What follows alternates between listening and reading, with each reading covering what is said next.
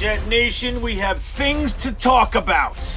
What is going on with this Jamal Adams drama? I have to be real square with you. I'm tiring of it. Now, I honestly think that Jet fans are preyed upon because they know that we're a slightly emotional bunch.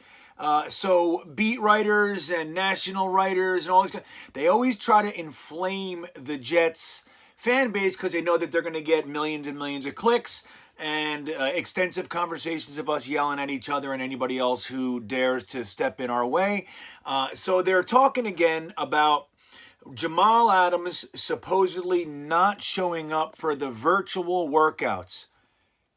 The virtual workout. So that's what we're talking about. Now, this is an unconfirmed source, by the way. It's Adam Schefter, so it adds some legitimacy to it.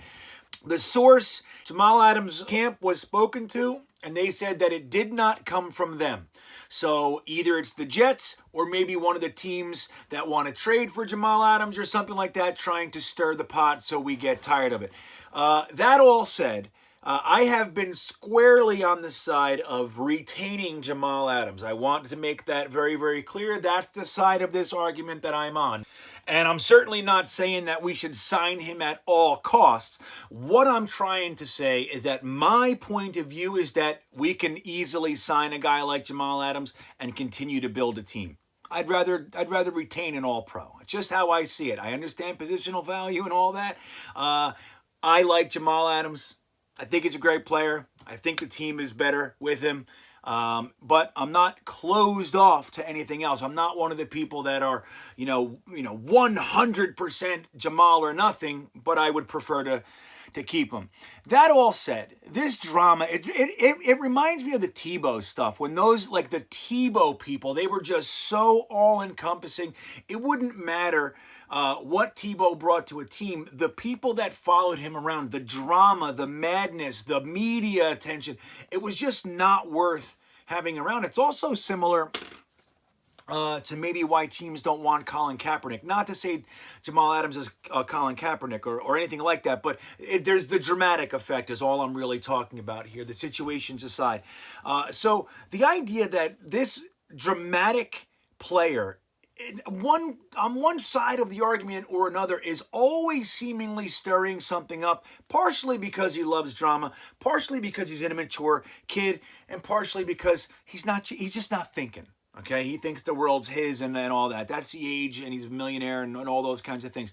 That combination can create a scenario where somebody just might not think that the world is not theirs, let's say.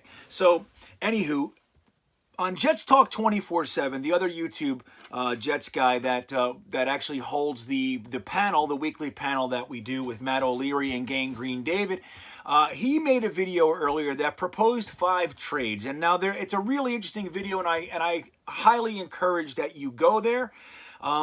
But one of the trades I wanted to talk about is just so we can gain perspective. So if these types of things can happen for a Jamal Adams, this starts to weigh out my desire to keep him with potential. Okay, so like the potential of just getting a first-round pick, it's a crapshoot. I don't want to trade Jamal Adams for a first-round pick.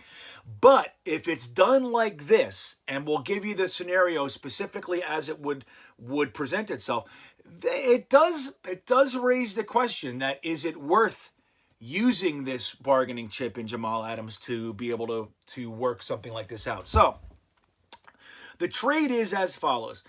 Detroit is more than likely going to trade back with Miami Dolphins. If that happens, they're going to gain the 5th pick and the 18th pick. Okay, so that's 2 first-round picks for the 1 first-round pick. Okay, now once Detroit moves back, now that they have that 18th pick, trading the 5th pick overall for Jamal Adams straight up. Now, what that would do for the Jets is it would pretty much allow the Jets to pick the best overall offensive tackle, barring the Giants at 4. They may muck this up, but even then, it's the 2nd offensive tackle as opposed to potentially the 4th or even 5th, okay, offensive tackle. So we move up, we take the 5th pick, we get Andrew Thomas or whatever tackle that we want, whatever tackle Joe Douglas wants, Jedrick Wills, whoever. And then at 17, that's where the wide receiver stuff is going to start. So we would get pretty much the number one tackle and the number one wide receiver. So we could take CeeDee Lamb or Jerry Jeudy at 17. Now that scenario has a lot of weight with me. See, now that's the kind of thing, getting the number one offensive tackle and the number one wide receiver in this class, deep classes at both positions, getting the top guy at both positions. Now that would be worth trading Jamal Adams. So I'm real curious to what you guys are thinking. Do you want to let him go? Are you done with the drama? Is it not Jamal's fault? It's just a bunch of horse shit put out there by media, and you think that we're going to weather this and sign Jamal anyway. Manish Mehta did say that there hasn't really been any signs of Jamal, of the Jets wanting to trade Jamal. Maybe that was in the Schefter report as well. I do forget. It all starts to smear together.